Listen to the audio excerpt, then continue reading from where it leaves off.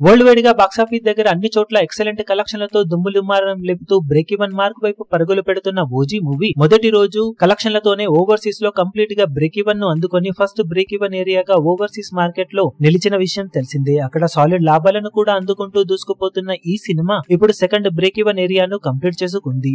అదే కర్ణాటక అలాగే rest of India. Karnataka rest of India మొత్తం మీద కలుపుకొని 10 కోట్ల రేంజ్ లో వాల్యూ బిజినెస్ ను సినిమా సొంతం చేసుకుంది. ఇప్పుడు కాగా వీకెండ్ పూర్తయ్యే సమయానికి మంచి రికవరీని అందుకున్న ఈ సినిమా 5వ రోజు సాధించిన కలెక్షన్లతో ఆల్మోస్ట్ 12 కోట్ల రేంజ్ దాకా షేర్ మార్కును టోటల్ గా అందుకోగా బ్రేక్ ఈవెన్ టార్గెట్ ను దాటేసి మంచి లాభాలను ఓవరాల్ గా ఇక్కడ సొంతం చేసుకుంటూ ఉంది. కర్ణాటకలో ఓవరాల్ గా మంచి ట్రెండ్ కనబరుస్తూ ఉండటంతో అక్కడ కూడా బ్రేక్ ఈవెన్ అందుకున్న ఈ సినిమా రెస్ట్ ఆఫ్ ఇండియాలో తమిళనాడు, నార్త్ ఇండియా అలాగే కేరళ మిగిలిన చోట్ల పర్వాలేదనిపించే ట్రెండ్ ను చూపెడుతూ ఉంది. ఏరియా వైస్ ఇంకొంచెం కష్టపడాల్సిన అవసరం ఉన్నప్పటికీ ఓవరాల్ గా చూసుకుంటే Karnataka rest of India value business ను దాటేసి లాభాల బాట పట్టింది. ఇక వరల్డ్ వైడ్ గా కూడా ఈ వీకెండ్ పూర్తయ్యే సమయానికి ఓవరాల్ గా బ్రేక్ ఈవెన్ ని సినిమా అందుకునే ఛాన్సెస్ ఎంతైనా ఉన్నాయని చెప్పాలి. మొత్తానికి చాలా కాలం తర్వాత పవర్ స్టార్ పవన్ కళ్యాణ్ నుండి మంచి క్లీన్ హిట్ మూవీగా ఓజీ సినిమా నిలిచే అవకాశం పుష్కలంగా కనిపిస్తూ ఉంది.